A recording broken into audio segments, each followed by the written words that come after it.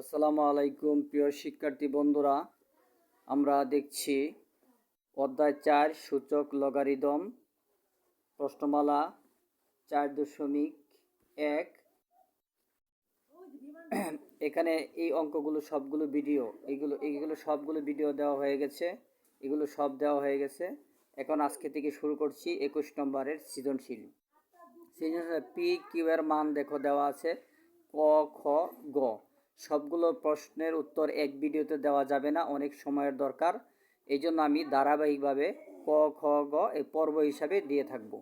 আজকে প্রথমে ক নম্বরটা দিচ্ছি। দেখো ক নম্বরে উপরে যে মানগুলো দেওয়া আছে এটা লিখতে হবে। ক নম্বর লিখে দেওয়া আছে এই পি কিউ এর মান, আর এর মান লাগবে না, কারণ এখানে কিন্তু আর নেই, শুধু পি কিউ আছে। এই জন্য পি কিউ এর মানটা লিখলেই হবে। এই জন্য আমরা দেখো এই যে খাতায় উঠায় রাখছি, এই যে দেওয়া আছে পি কিউ এর মান লিখে নিলাম। এখন এই যে এইটার মান নির্ণয় করতে হবে। এখন লিখে পরে এই যে যার মান চাইছে তারে লিখলাম। এখন আমরা কি করব দেখো, এই যে পির জায়গায় পিরের মান বসায় দিব। পির মান কত আছে? পির মান কত আছে? এক্স পাওয়ার এ, পরে ব্র্যাকেট দিয়া তারপরে উপরে যে পির উপরে যে পাওয়ারটা আছে পাওয়ারটা যেমনি আছে এমনি থাকবে। এখানে শুধু এই যে পির জায়গায় পির মান বসায় দিলাম, আর এটা পাওয়ার যেমনি আছে এমনি আছে। পরে এই যে ইনটু দিলাম। পরে দেখো আবার এই কিউ এর জায়গায় আমি কিউ এর মান আছে যে কিউ এর মানটা বসাই দিব। কত? X power B. এই যে এক্স পাওয়ার বি হলো কিউ এর মান, তাহলে কিউ এর জায়গায় কিউ এর মান বসাই দিলাম। তারপর এই উপরে যে পাওয়ার আছে এই পাওয়ার যেমনি আছে এমনি এই নিলাম। এখন লক্ষ্য করো, এখন দেখো ব্র্যাকেটের ভিতরে একটা পাওয়ার বাইরে একটা পাওয়ার, ব্র্যাকেটের ভিতরে পাওয়ার বাইরে পাওয়ার গুণ হয়, তাহলে এক্স লিখলাম, এই এক্সটা লিখলাম। এ দেয়া বি সি রে গুণ করো, তাহলে কত হবে? এ বি সি হবে। এ দেয়া যদি বি সি রে গুণ করো তাহলে এ বি সি হবে। পরে ইনটু, পরে এক্স লিখলাম। এখন বি দিয়া তুমি এই সংখ্যাটারে গুণ করো, এই সংখ্যাটারে যদি তুমি বি দিয়া গুণ করো তাহলে কত হবে? এ বি সি হবে। মাইনাস যেমনি আছে এমনি থাকবো, মাইনাস যেমনি আছে এমনি থাকবো। A B C, A B C. এখন তুমি বলতে পারো যে এখানে তো এ আগে, এই জন্য এ আগে, পরে বি সি মিল আছে। এখানে তো ওই যে এ বি সি উল্টাপাল্টা করলেন কেন? আরে আমার কেন সাজায় লিখতে হবে না? নিজে সাজতে পারো, অঙ্ককে সাজাতে পারবে না? এই জন্য এ বি সি সাজায় লিখলাম, আর এই মাইনাস যেমনি আছে এমনি।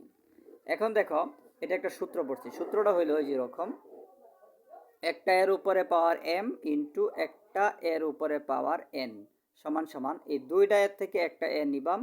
তারপর এম এম যেমনি পাওয়ার আছে এমনি, পরে গুণের পরিবর্তে এখানে প্লাস হবে এই এন যেমনি আছে এমনি। এটা একটা সূত্র। ওই যে এই দুইটা এর থেকে একটা এ উপরের পাওয়ার এম গুণের পরিবর্তে প্লাস পরের পাওয়ার এন, এটা একটা সূত্র।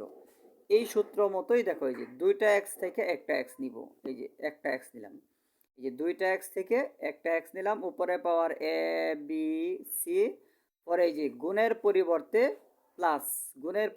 প্লাস, পরে এখানে পাওয়ার আছে কত? Minus A B C. এটা ব্র্যাকেট দিতে হবে, কারণ এটা তো এই যে মাইনাস আছে, এই জন্য এই প্লাস মাইনাস তো আর একসাথে লেখা যায় না। আচ্ছা পরের লাইন দেখো, এক্স লিখলাম।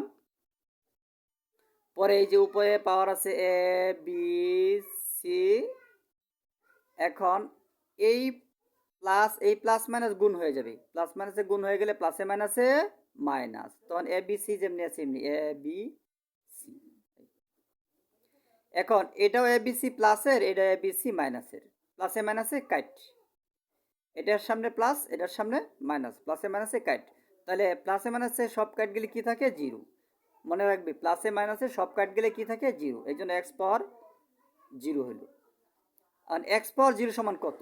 এক্স পাওয়ার জিরো সমান 1। এটা একটা সূত্র আছে, এ দেখো এ পাওয়ার জিরো সমান 1, 5 পাওয়ার জিরো সমান 1, যে কোনো কিছুর পাওয়ার জিরো হলেই 1, এই জন্য এক্স পাওয়ার জিরো সমান 1। এই তোমার ক নম্বরের এটি কি আনসার, এই আনসার হয়ে গেল। এভাবে ক নম্বর, এটা প্রথম পর্ব সৃজনশীলের। পরবর্তীতে আমরা খ গ সেটাও দিব, দেখবি। ঠিক আছে, খোদা হাফেজ।